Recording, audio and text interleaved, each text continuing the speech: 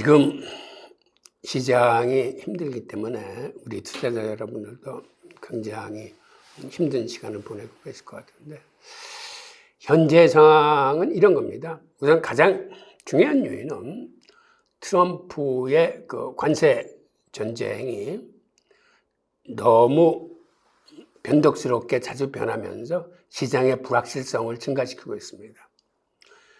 투자가 입장에서는 이런 불확실성이 가장 큰 걸림돌입니다. 즉, 기관 투자자 같은 경우는 이런 경우에 완전히 올스톱하고 투자를 하지 않아요. 그러다 보니까 시장의 수요가 사라져가지고 모든 자산군이 암호화폐뿐만 아니라 아시다시피 나스닥이건 뭐 이런 데도 지금 심한 하락세를 겪고 있는데, 그런 요인이 가장 크고, 두 번째는 지금 시장이 겁을 먹고 있는 게 있습니다.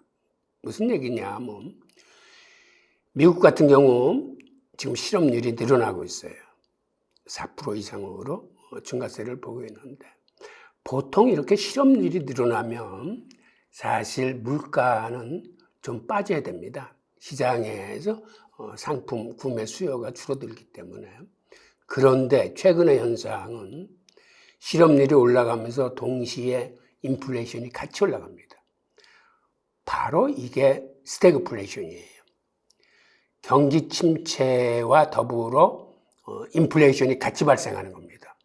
즉, 경기 침체 하나 오는 것보다는 훨씬 무섭고 힘들고 지난한 시간을 보낼 수 있다라는 이런 두려움이 시장을 좀 짓누르고 있어요. 그러다 보니까 CPI 발표 같은 게 굉장히 중요하게 지금 시기에는 우리한테 다가오고 있는데, 아마 예측치가 2.9%인데 그 예측치 이내에서 발표되면 천만다행인데, 이게 만약 3.0%, 심하면 3.1% 이렇게 발표가 되면 시장이 다시 한번 폭락세를 겪을 수 있어요. 하여튼 이러한 것에 마음의 준비를 하시고, 이런 지표 발표 같은 거를 유심히 주목하시면서 사전에 여러분들 투자에 이런 대응 방안 같은 걸 좀 생각해 두셔야 될 겁니다. 하여튼 그럼에도 불구하고 앞으로의 시간은, 즉 트럼프의 관세 정책이 이제 어느 정도 그 틀을 갖춰가서 불확실성을 좀 해소해 준다면, 즉 누구나 예측 가능한 이러한 관세의 방향으로 나갈 수 있다면, 그리고 또 하나는 지금 많은 기관들이 어떤 거를 예측하고 있냐면, 그렇다면 경기 침체가 진짜 올 것이냐라고 했을 적에 그 확률을 조금씩은 높였습니다. 10%에서 20%로 높인 곳이 있고, 많은 경우에는 30%에서 40%로 높였어요. 그렇다는 얘기는 경기 침체가 오지 않을 것이라는 확률도 60% 내지 80% 정도 된다는, 즉 경기 침체가 안 온다는데 지금 많은 대형 금융기관들은 베팅하고 있는 거예요.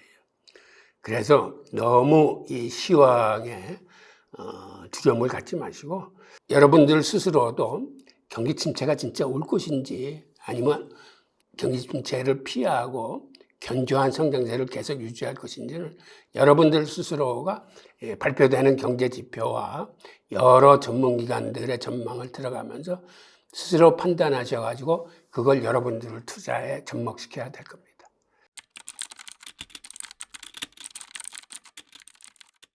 기본적으로 첫 번째 이유는 트럼프 대통령의 관세 정책의 여파가 가장 큽니다. 한마디로 시장의 불확실성이 증가하고 있거든요. 시장이 가장 안 좋아하는 게 불확실성입니다. 트럼프 대통령은 캐나다와 멕시코의 관세를 예정대로 3월 4일 25%를 매기겠다라고 이야기하고 있습니다. 이는 수입물가를 올려서 인플레이션을 자극하게 될 것을 지금 시장이 우려하고 있는 겁니다. 그리고 어디로 튈지 모르는 트럼프의 언행이 불확실성을 증가시키고 있습니다. 두 번째 이유입니다. 지난 며칠 발표된 거시경제 지표들이 그리 좋지 못했어요. 경기 관련 지표도 그렇고 인플레이션 관련 지표도 예상치보다 안 좋았습니다. 게다가 경기 선행 지표도 안 좋아서 이러다가 향후에 경기 침체가 들이닥치는 거 아니냐 하는 우려가 높아지고 있습니다. 세 번째 이유로는 역사상 최대 해킹 사건이 발생했는데 아시다시피 바이비트에서 약 2억 달러 규모의 이더리움이 해킹당했습니다. 이에 북한 해킹으로 추정하고 있는데 또 그들이 발빠르게 이걸 자금했다 교환을 했어요. 그래서 이런 불안감이 퍼지면서 다른 암호화폐 거래소에 대한 보안 우려도 커지고 있습니다. 네 번째 이유는 최근 한 달 사이에 그동안 올해 들어서 가장 강력하게 상승할 거라고 얘기됐던 AI 에이전트 코인이 엄청난 폭락을 경험했습니다. 자그마치 50%에서 심한 거는 한 95%가 빠졌어요. 그런데 최근에는 민코인도 덩달아 폭락하고 있어요. 트럼프 민코인 같은 경우도 80%가 폭락을 했습니다. 즉 이런 식으로 그간 유망하다고 생각했던 테마 코인도 그렇고 그 다음에 한창 각광을 받았던 민코인 등도 폭락세에 맞으면서 지금 투자 심리가 굉장히 위축되고 있습니다. 그 다음에 다섯 번째 이유로는 트럼프 정부에 기대했던 암호화폐 지원 정책에 대해서 시장이 뭔가 미온적인 태도에 기대감을 상실하고 많이 불안해하고 있습니다. 돈 내고 베팅하는 폴리마켓 같은 경우도 올해 비트코인이 전략자산으로 비축될 확률이 어느 정도냐 했었는데 한 달 전에는 한 60%까지 치솟았던 게 40%로 내려앉으면서 며칠 전에 들어가 보니까 아예 이거는 삭제돼서 없어져 버렸더라고요. 게다가 마지막 이유는 미국의 주정부 한 20개 주가 비트코인을 전략자산으로 비축하겠다는 법안을 지금 발의를 하고 있습니다. 그런데 최근에 몬태나주하고 사우스다코타주가 하원에서 이게 부결됐어요. 그래서 투자자들은 여기에 한껏 기대하고 있었는데 이 부결 소식에 좀 많이 심리가 위축됩니다. 즉 이러한 요인들이 복합적으로 서로 얽히면서 지금은 투자 심리가 굉장히 낮아져 있는데 이럴 때일수록 우리 투자자들은 어떤 정신건강상 좀 강화를 하면서 시장을 주시해야 될 것 같습니다. 저 같은 경우 저는 이런 걸 권해드리는데 비트코인과 이더리움은 장기 투자를 하지만 기타 알트코인은 여러분들이 편하게 투자를 하시려면 사실 120일 이평선을 기준으로 데드크로스가 발생하면 빠져나오시고 다시 골든크로스로 상향하면 들어가시는 방법도 있어요. 이 방법을 제가 적극 추천하는 건 아닙니다. 그런데 이런 하락장에서 힘들어하실 때는 120일 이평선을 하회해서 이게 하락세로 들어간다 그러면 차라리 손을 털고 좀 다음 기회를 보시는 것도 방법이고 저 같은 경우는 이렇게 합니다.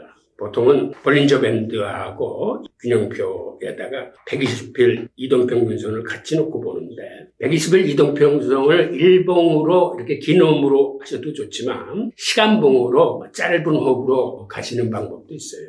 그런데 저 같은 경우는 볼린저 밴드가 확산이 되면서 밑에 선을 타고 내려오면 이거는 하락을 암시하는구나 라고 생각하고 그게 일목균형표 밑으로 떨어지면은 그때 반 정도를 팔고 120일 이동평균선까지도 치고 내려오면 그때는 나머지까지 터는 그런 방법을 쓰고 있으니까 한번 참고를 하시고요. 그 다음에 제가 예전에 클로드 세넌의 균형보건 포트폴리오를 설명드린 게 있을 겁니다. 이런 경우에 사실은 이렇게 떨어졌을 때는 buy the dip이라고 그래서 오히려 매수의 기회다라는 관점으로 볼 수도 있어요.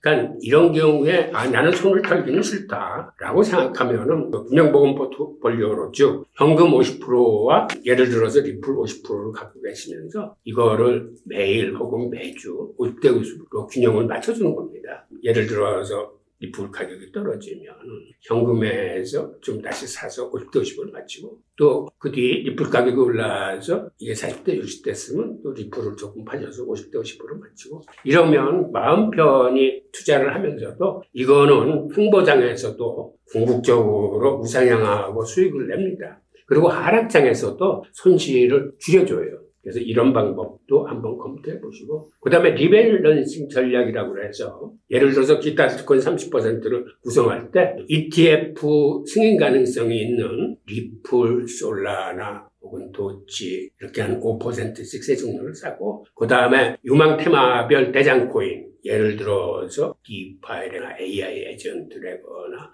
혹은 게임파이라거나 RWA나 이 중에서 대장 코인이나 성장성이 높은 거를 선정해서 한 이렇게 6개 정도를 가지고 그 다음에는 이 키높이를 맞추는 게 바로 리밸런싱인데 그 중에서 가격이 올라간 놈을 팔고 가격이 더 떨어진 놈을 사면서 계속 5개를 5%씩 비중을 같이 가져가는 겁니다. 그러면 이거는 어떤 효과가 있냐면 오히려 가격이 비쌀 때 팔고 쌀 때 사는 이런 투자의 기본 원칙을 좀 지켜줍니다. 포모나 포드에 휘둘리지 않고 이런 방법도 한번 검토를 해보시면서 여러분들이 가장 마음이 편해질 수 있는 그런 것들을 선택하시는 게 좋을 것 같습니다. 자, 감사합니다.